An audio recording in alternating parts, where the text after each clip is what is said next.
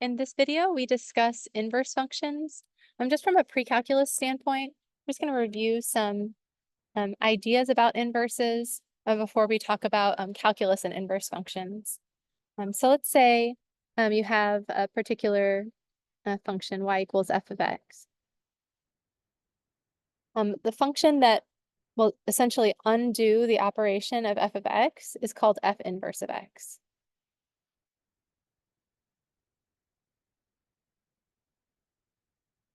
And it's notated this way.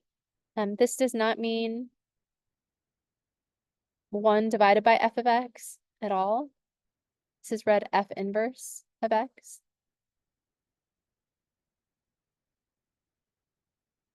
And again, what it does is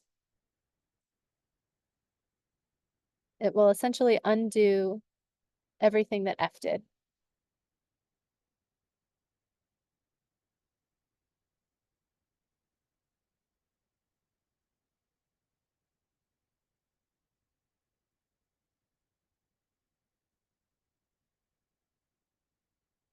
So for example, if we have f of x, and f of x is 2x cubed plus 3. What f did was it took its input, it cubed it, it multiplied by 2, and then it added 3. Then f inverse will undo all of those operations in the reverse order. So this says cube x, multiply by 2, and then add 3. So if we're going to undo those operations in the reverse order, the last thing that we did was we added 3. So we're going to take x and we're going to subtract 3. Oops, subtract 3. And then here we multiplied by 2. So we'll divide by 2. To undo multiplication, we divide. And then we cubed x. So we're going to take the cube root of the result. And taking the cube root is equivalent to raising something to the 1/3 power. So those two functions undo each other because basically I'm just undoing everything that was done here, again, in the reverse order. So if we cube something, multiply by 2, and add 3, we can undo that by subtracting 3, dividing by 2, and then taking the cube root. Now, if the claim is that these functions undo each other, algebraically, what we're saying is that f inverse, or f of f inverse of x, is just going to be equal to x. So if we apply f inverse, we're going to get some number. If we apply f after that, it's going to undo everything we originally did, and then we're going to get what we started with, whatever x was. So like if you had, a certain amount of money in your bank account, and then somebody gave you $100, and then you spent $100, how much would you have when you're done? Well, whatever you started with, right? Because subtracting 100 and adding 100 will undo each other. Or if somebody says, I'm going to give you 5 times as much this year, and then next year they say, well, we're going to give you 1/5 of that. Well, what do you get when you're done? Well, exactly as much as you started with. So that's what this says, that if I apply f inverse and then I apply f, I get whatever I started with. And the same is true if you do it the other way around. So this is sort of a mathematical way of saying that f and f inverse undo each other. And we can check that for these two functions. F of f inverse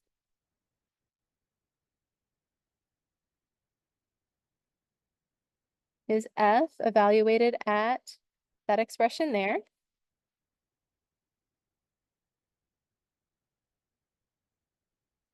And f takes its input, it cubes it, it multiplies by 2, and then it adds 3. So our input is that entire inverse function.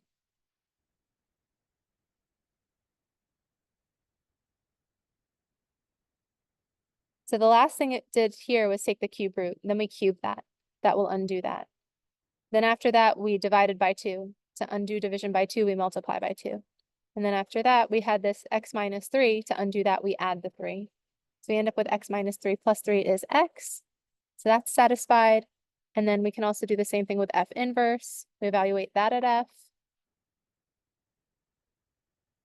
which means we're taking f inverse as a function, And everywhere we see an x, we're going to replace that with f, which was 2x cubed plus 3. Remember how f inverse works. It takes whatever you give it, it subtracts 3, then it divides by 2, and then it raises it to the 1/3 power.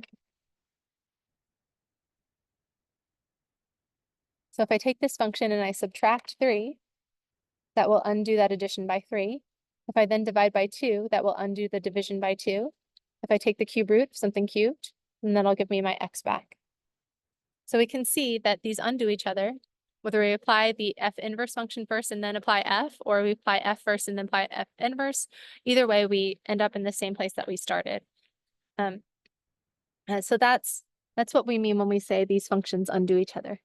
Now, another way of finding f inverse, rather than just thinking through these operations and then thinking about how to undo them, is to just follow this sort of linear process. Sometimes we call it an algorithm for finding the equation of f inverse. So we have f of x equals this, and f of x is just another name for y when we start. Now, we're going to let our new y equal f inverse of x, and then we're going to switch the roles of x and y. So basically, everywhere I see a y, I'm going to replace it with an x, and everywhere I see an x, I'm going to replace it with a y. But I'm going to put a little star on that. Actually, maybe I'll put it as a subscript, just to be clear that this y, while it's numerically the same as this y is actually f inverse, whereas this y is the original function f. So these two equations are not equivalent to each other.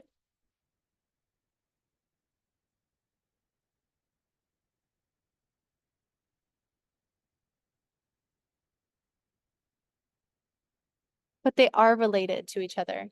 If I graph this one and I graph this one, the graph of this one is the reflection of the graph of this one across the line y equals x. So if a particular point is on this graph, a particular point xy is on this graph, the corresponding point yx is on this graph. So you've switched everything. Okay, so you've got this y in this new position, and now you want to solve for y. To solve for y, we subtract subtract 3 from both sides. Then we divide by 2. And then to get rid of the cubing function, we take the cube root of both sides. And the cube root is the same as the 1/3 power. So then this y star is x minus 3 divided by 2 to the 1/3, and that we replace with f inverse of x. This is just the procedure we tend to use for finding f inverse.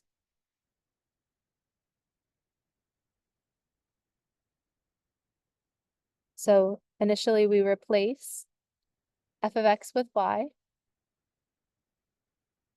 switch the roles of x and y,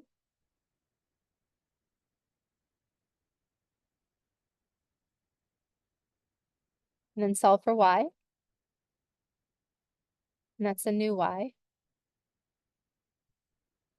And then we replace that y value with f inverse. And so that's how we have that function. All right. Now we also know, since we find f inverse in this way, if a point xy is on the graph of the original function, then yx is on the graph of the new function, the inverse function. So if my function is f of x equals 2x cubed plus 3, I can evaluate this at a few points and find some points that are on the graph. When x equals, say, -2, we've got 2 times -2 cubed plus 3. So this is -8 times 2, which is -16, plus 3, or -13. So on the graph of f, we have the point -2, -13. And at -1, we've got 2 times -1 cubed plus 3. So that's -2 plus 3, which is 1. So the point -1, 1 is on the graph of f. At 0, that's 2 times 0 cubed plus 3, we get 0. 0, 3 is on the graph of f. So on the graph of f inverse, we'll have the point -3, -2, 1, -1, and 3, 0. And we know that's true because we switched the roles of x and y. Another way to think of that is with those little charts that you see in your pre-calc class. Here's the domain and range of f. And the domain of f is actually all real numbers. And the range of f is all real numbers as well. But we could pick some elements from the domain, like x equals -2, -1, and 0. And we say that those map to these elements of the range. -2 maps to -13, -1 maps to 1, and 0 maps to 3. These arrows represent f. Now, when you're finding f inverse, you go the other way. So this is the domain of f inverse and the range of f inverse. So f inverse goes from -13 to -2, and this f inverse goes from 1 to -1 and 3 to 0. So you can see why we call this undoing an operation, because this goes from -2 to -13. Applying f takes us from here to here, and applying f inverse takes us from here to here. So if we start here, go here, and then come back, well, we've ended up in the same place where we started. The same is true here. If we go from -1 to 1 and then back to -1, we end up in the same place where we started. And the same is true here. So all these arrows that are pointing from right to left represent f inverse. This is the domain of f inverse, and this is the range of f inverse. And this is the domain of f and the range of f. Okay. So we know all those things are true. What else do we know?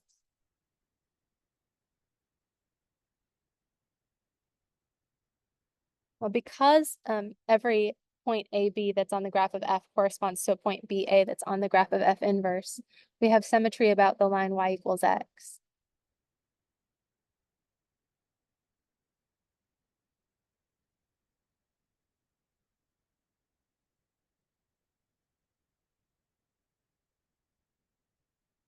Our function was what, 2x cubed plus 3? When x equals 0, y equals 3. It's on that graph. And we said when x equals what, -1, y was equal to 1. When x equals -2, y was equal to, was that -13? Something like that.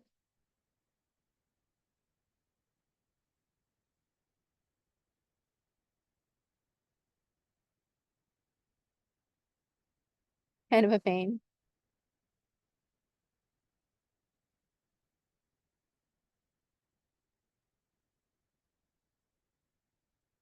Oops.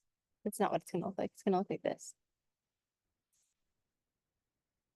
Oops, should have passed through that point.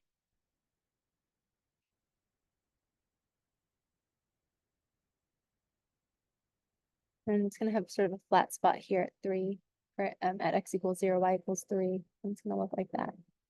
So that's roughly what our graph looks like for f of y equals f of x.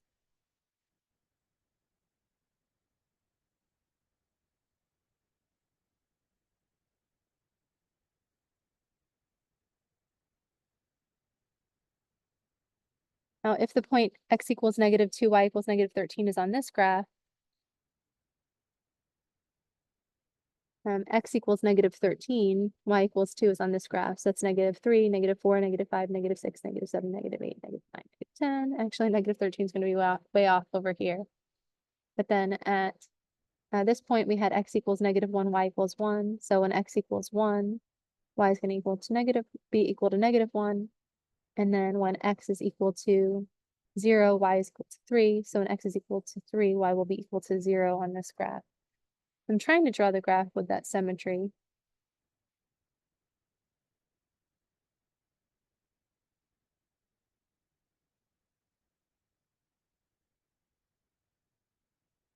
And that's the graph of f inverse. And that came from taking x, subtracting 3, dividing by 2, and then taking the cube root. Or if you want, you can think of that as 1/2 times the quantity x minus 3, and you take the cube root of that. That's like taking the cube root graph, shifting it 3 units to the right, multiplying by 1/2 just stretches it 2 units, like by an extra factor of 2 in the x direction. And then when you take the cube root, that's the graph that you get. This says take the x cubed graph, stretch it vertically by a factor of 2, and then add 3. So this is stretch it horizontally by a factor of 2, or shift it to the right 3 units. Actually, I'm saying this wrong. Here, this is saying take x cubed, multiply by 2, which stretches it vertically by a factor of 2, and then add 3 to it. So that moves the graph up 3 units. This is saying move the graph of the cube root graph to the right 3 units, and then stretch the x values by a factor of 2. So we're stretching it factor in the x direction. This is stretched in the y direction by a factor of 2. This is stretched in the x direction by a factor of 2.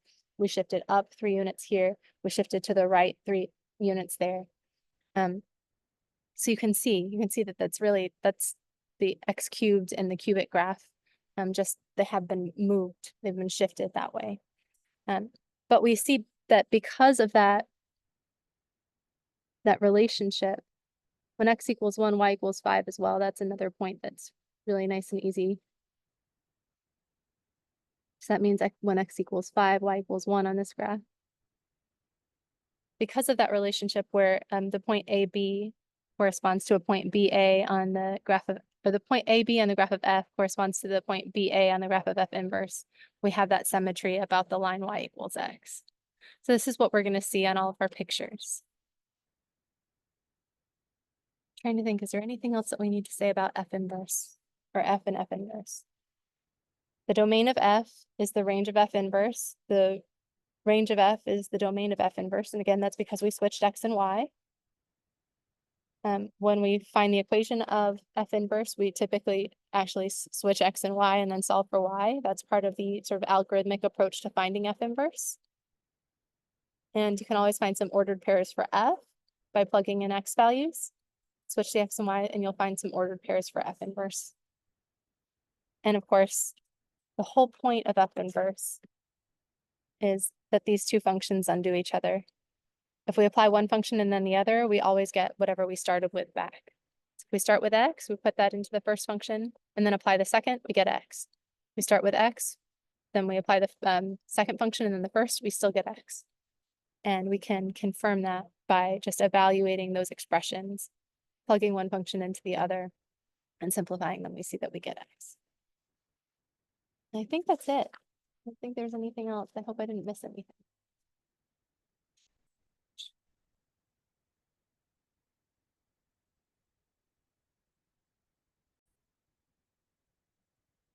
Well, there was one more thing. I knew I was forgetting it.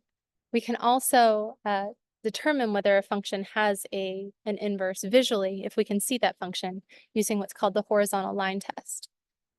So here's an example that's very similar to the example that we just worked with. We have f of x equals 3 times x to the 5th plus 2. So we raise that number to the 5th power, then we multiply by 3, and then we add a 2. And the horizontal line test, basically what it says is if every horizontal line crosses the graph of your function at most once, then that function has an inverse. So what we can do visually is if we can get on desmos.com, type in the equation of the function, and then graph y equals y naught, and then add a slider for y naught. And now what I've shown you when y naught equals 2.6 is that horizontal line only crosses the graph of f once. But that's not enough to prove that this function has an inverse. We need every horizontal line to cross the graph at most once. When I do this in class, I usually just use my pen on a piece of paper and I let my pen be horizontal and then increase the level of my pen, essentially changing the value of y and seeing if that pen only crosses the graph once for every y value. That's what we can do with the slider here. Look at the slider. Does that cross the graph only once? Yes. Does that cross the graph only once? Yes. As we increase y, every time at every level, that function or that horizontal line only crosses the graph once. Because that's true, this function f of x has an inverse. And Here's an example of one that does not have an inverse. It's a cubic function, but it's a cubic function with some hills and valleys. Got a max there, a relative max there, and a relative min there. Now you might be tempted to think that this passes the horizontal line test because this particular horizontal line only crosses the graph once. But it's not true that every horizontal line crosses this graph once, because I can change my horizontal line. Let's choose that one, or choose y equals 2 if you want to. When y equals 2, we actually get 3 x values. This x value, that x value, and that x value. The Desmos.com doesn't tell me what those x values are, but I know that that line is crossing 3 times. And since that we have one line, one horizontal line that crosses the graph 3 times, that's enough for us to say that this function does not have an inverse. Another example of a graph or a function that doesn't have an inverse is y equals x squared. And you might think, oh no, I thought x squared did have an inverse. If I want to get rid of a squaring function, don't I just take the square root? Say yes, you can do that, but we can only do that if we take a restriction of this graph so that the resulting function has an inverse. If I restrict the domain to, 0 to infinity, then the function has an inverse. Then every horizontal line crosses the graph at most once. See, these y values aren't in the range of the graph. So when y is negative, the horizontal line doesn't cross the graph at all.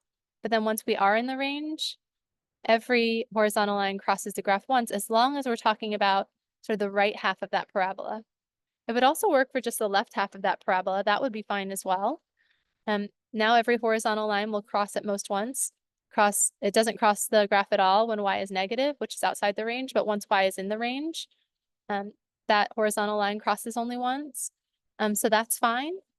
So this function has an inverse, and the corresponding one where x is positive has an inverse. Now when x is positive, so that we're on this right side of the graph, x and y are both positive. The inverse function for that is y equals the square root of x. And I think that we can see that all of the points on both of these lines are symmetric, or both of these curves are symmetric about the line y equals x. Since x equals 1 or x equals 2, y equals 4 is on the graph of x squared, x equals 4, y equals 2 is on the graph of the square root of x. And we can label those points. If you're saying, well, that's not the interesting one, I'm really actually interested in that other one. What about that one? Well, here x is negative and y is positive. If we switch the roles of x and y, the y should be negative and the x should be positive. So that's f inverse in that case. So here, one of the points on the graph might be x equals -2, y equals 4. Because if I take -2 and square it, I get 4. Well, if that is on the graph of on the left half of my parabola given by y equals x squared, then the corresponding point for -2 is on the graph of its inverse, which is the negative square root of x. So x squared by itself does not have an inverse because it fails the horizontal line test. If we switch the roles of x and y, whoops, we get that parabola on its side.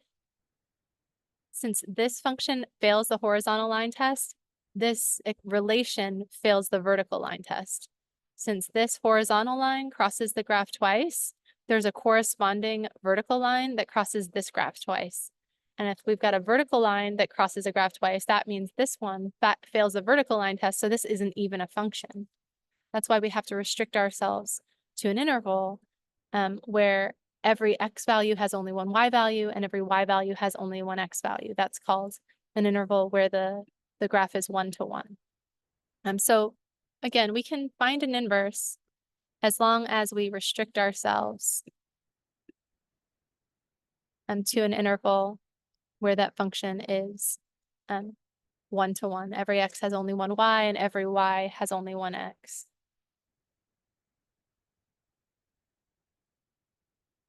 All right.